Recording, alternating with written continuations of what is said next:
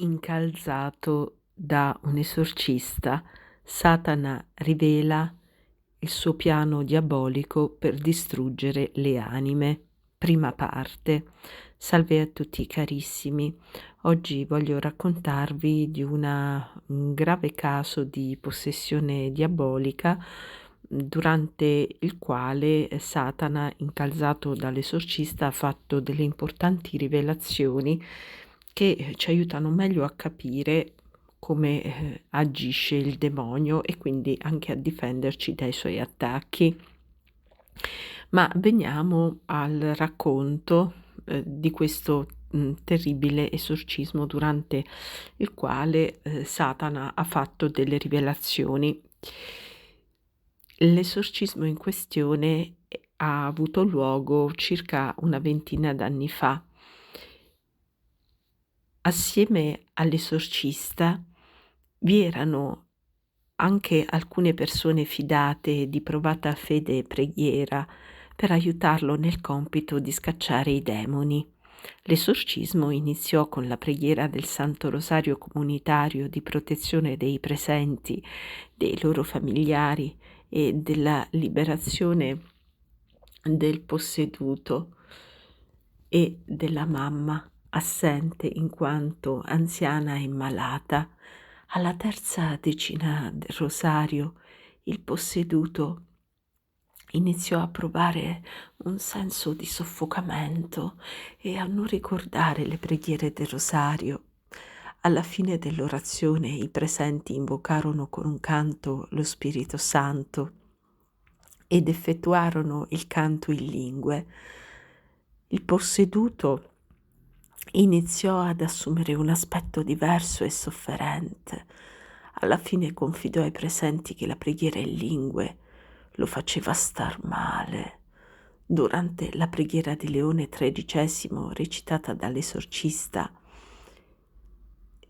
uno dei presenti spruzzò il viso di Attila con l'acqua di Lourdes, mentre gli altri partecipanti recitavano a bassa voce in continuazione il Santo Rosario. Faccio un inciso: il nome Attila è stato dato al posseduto, ma non è il suo vero nome. L'esorcista iniziò ad inframmezzare la recita dell'esorcismo di Leone XIII e dei salmi con delle domande, imponendo le mani al posseduto ed ungendolo con dei segni di croce sulla fronte con l'olio benedetto. L'esorcista disse: «In nome di Gesù Cristo ti ordino di dire quanti siete». Il posseduto iniziò a inghiottire e a muovere il labbro come un cammello, mentre all'interno della bocca, vicino alle gengive, si vedeva dell'inspiegabile sostanza nera che pareva inchiostro, ma non rispose. Esorcista, disse: «In quanti siete?» «Te lo ordino in nome della Santissima Trinità, indica con la mano quanti siete». Il posseduto, dopo circa 15 minuti di letture e salmi, intervallati da ordini impartiti nel nome di Dio, faticosamente indicò con le dita che dentro di lui c'erano 3 presenze.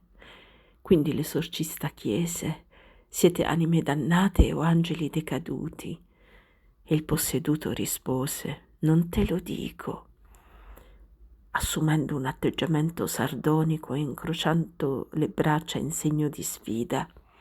Alla fine, dopo ripetuti inviti nel nome di Dio, di Maria Santissima e della Santissima Trinità, l'anima dannata disse di essere stato, quando era in vita un pirata, affermò di essere stato ucciso e di aver lanciato un urlo di terrore quando finì all'inferno. Dunque l'esorcista chiese: «Quante persone vanno all'inferno?» «Rispondi in nome dello Spirito Santo di verità».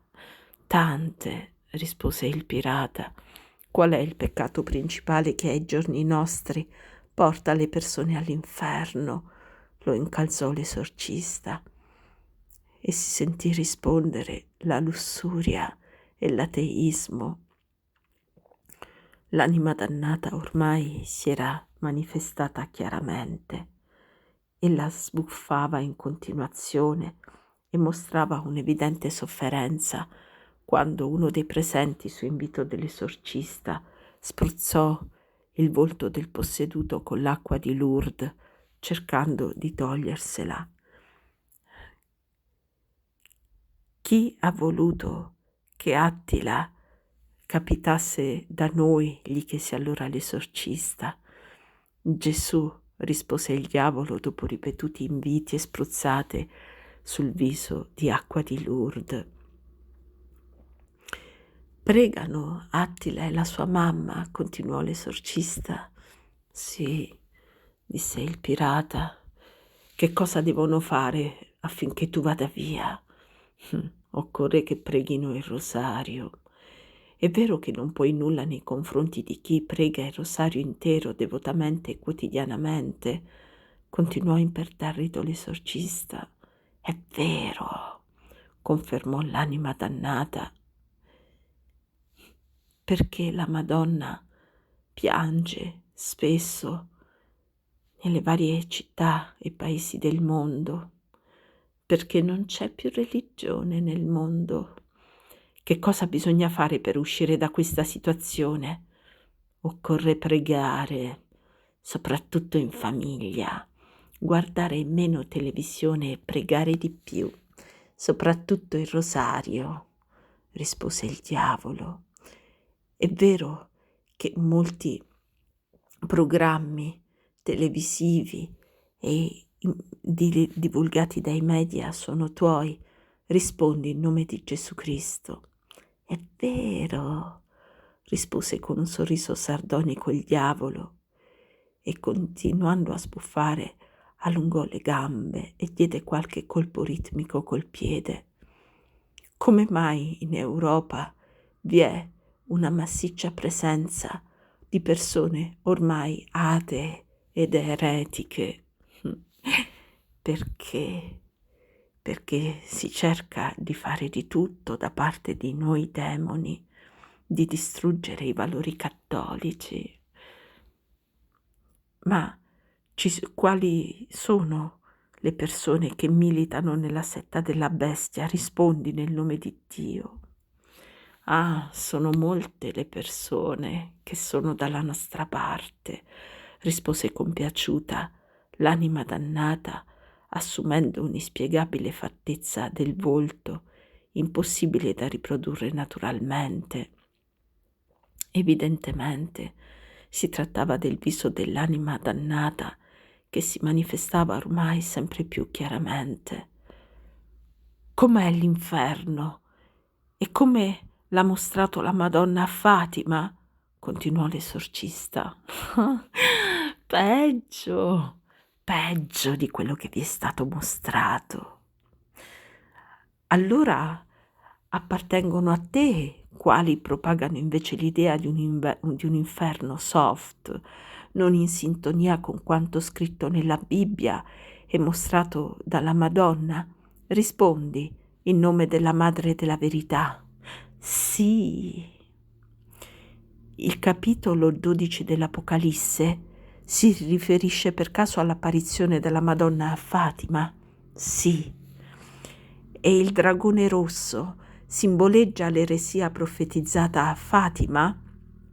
Cioè ogni ideologia atea?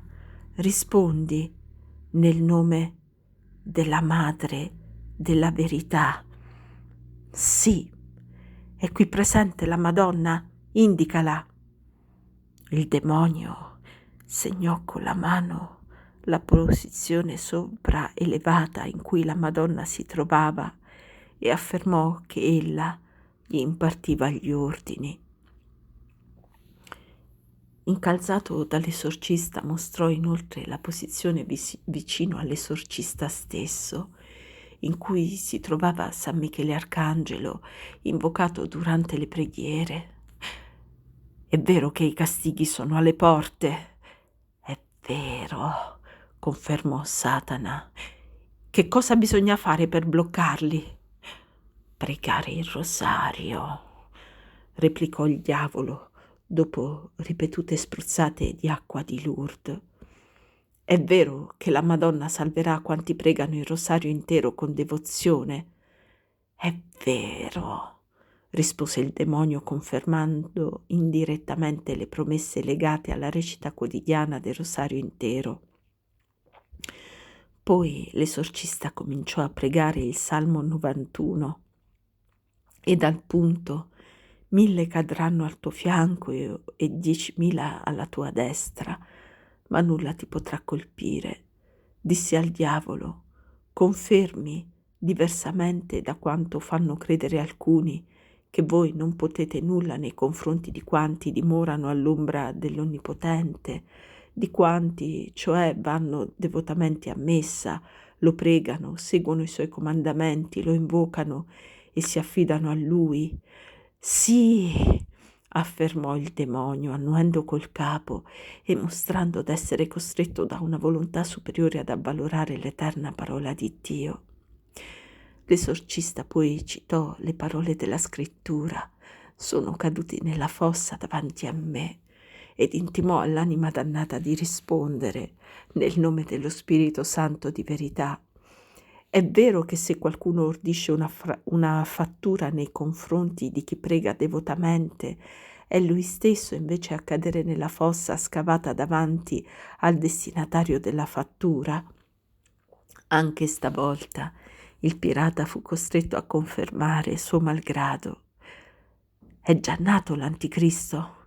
Non ti rispondo, rispose l'anima dannata con una risata. La Madonna lo ha affermato alla Salette. Confermalo in nome di Dio. Sì. Quando te ne andrai? Io non me ne vado, reagì arrogantemente il diavolo. Ma tu chi sei? Per non dire non me ne vado. Sei un nulla di fronte all'onnipotenza di Dio, è vero? Lo rimproverò l'esorcista. È vero, sono una nullità, ammise dimesso il demonio. Tant'è che Gesù con uno sguardo fa tremare l'inferno, vero? Sì. Nell'Apocalisse si parla di una piaga dolorosa e maligna che comparirà sugli uomini che recano il marchio della bestia e si prostrano davanti alla sua statua. Si tratta di una piaga fisica? Rispondi nel nome di Dio, lo interrogò l'esorcista. Non te lo dico, replicò sogghignando l'anima dannata. Rispondi nel nome di Dio, lo incalzò l'esorcista. Invece lo devi dire, in quanto si tratta di Sacra Scrittura. Rispondi in nome di Maria Santissima. Sì. Attila alla fine indicò con le dita il numero 2 e chiarì che si trattava di mesi. Dichiarò poi che erano rimasti in 2, in quanto un'anima dannata era fuggita. Confermò inoltre che erano entrati nel posseduto da 10 anni tramite l'intervento di un mago. Terminato l'esorcismo, il posseduto non ricordava nulla di quanto detto ed era convinto che fosse trascorso solo un quarto d'ora anziché un'ora e mezza.